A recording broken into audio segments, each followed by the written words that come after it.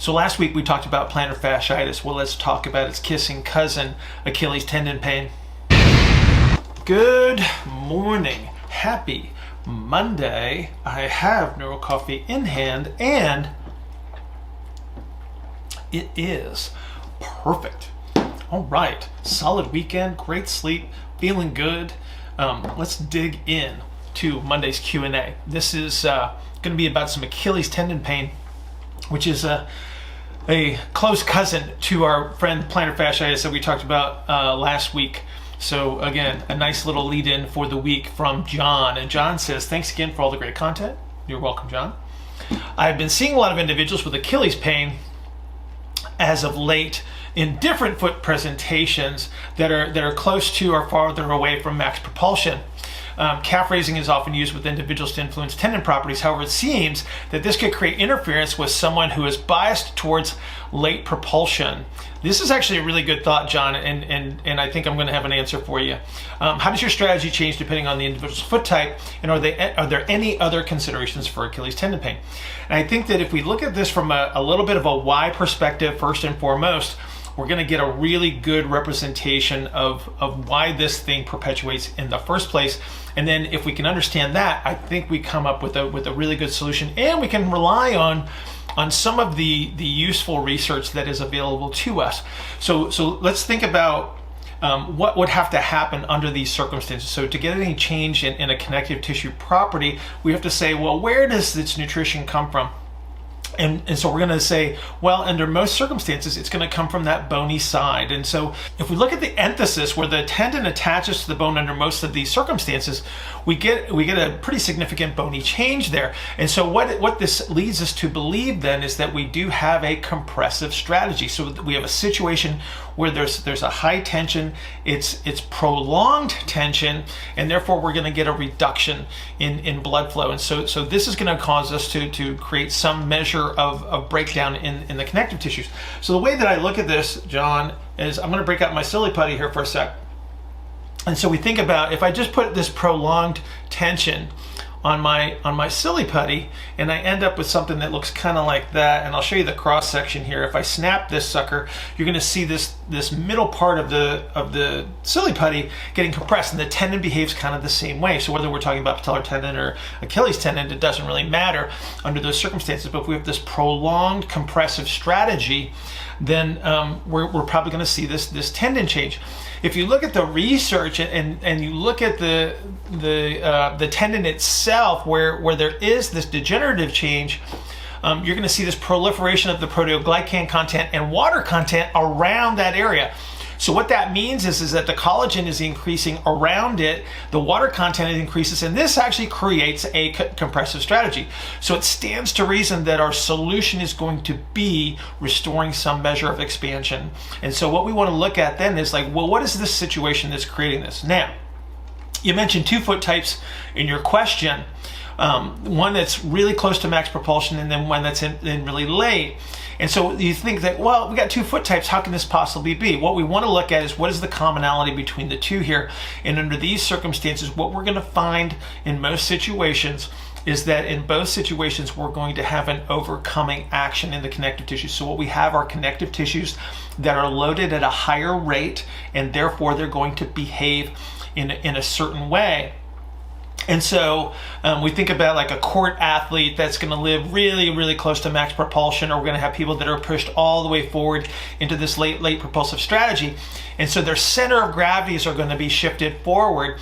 And if we look at a couple of representations of this, we can actually see the difference in the appearance of the Achilles. So if I have somebody that's got a center of gravity that's shifted way forward, my expectation would be that it's going to be like the silly putty example, where I'm going to have a lot of tension on that Achilles. And so if I pull it long, it's going to appear a little bit thinner than the side that would be less loaded in this anterior center of gravity. And sure enough, we do see these things arise. And so we can actually see the difference. And if you're not sure, I got a little before and after here. Actually, it's probably right there. that you can see this is the same person, and you can see the before and the after. You can actually see the entire orientation of the lower extremity change. You can see the foot change, especially if you look at the calcaneus, where in the early stages you can see it looks like they're trying to lift that calcaneus off the ground, because you can see the roundness of it where it doesn't have the pressure through the calcaneus. And then later on, as we recaptured this posterior orientation and able to hold the center of gravity back, we get more loading through the calcaneus, and then we get that sort of restoration of the shape of the tendon here. So what we want to think about then, John, is how does this foot type arise? Well, we've got a center of gravity problem, so we got to think axial skeleton, right? So we got to address that first. We have to make sure that we have enough shape change in the axial skeleton so we can move through this propulsive phase without biasing ourselves towards this overcoming action. So when we talk about this, what we're going to look at is we got to recapture some key performance indicators up into the hip. So we want our non-compensatory internal and external rotations. We want heel to butt flexion at the knee, and what this is for is to make sure that we've got tibial internal rotation.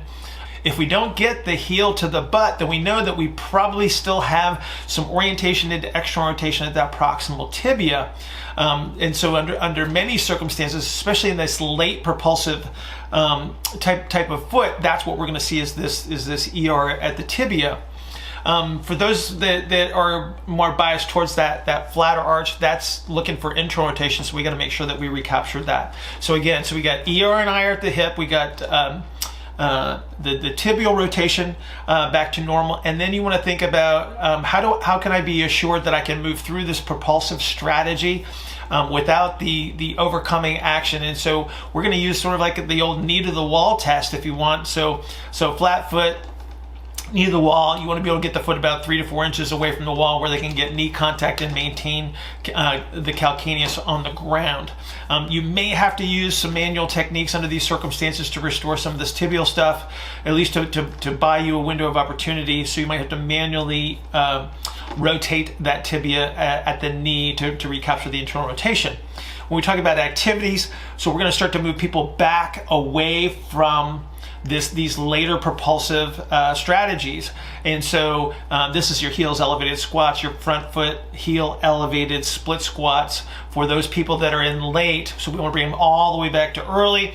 If I have somebody that's got the flatter arch, I'm going to make sure that I do something to control the position of the arch. So remember that the low arch allows that tibia to translate forward very, very quickly. I need to slow that down to slow the rate of loading onto those tissues. And so then this might be a shoe type, or this might be an orthotic solution.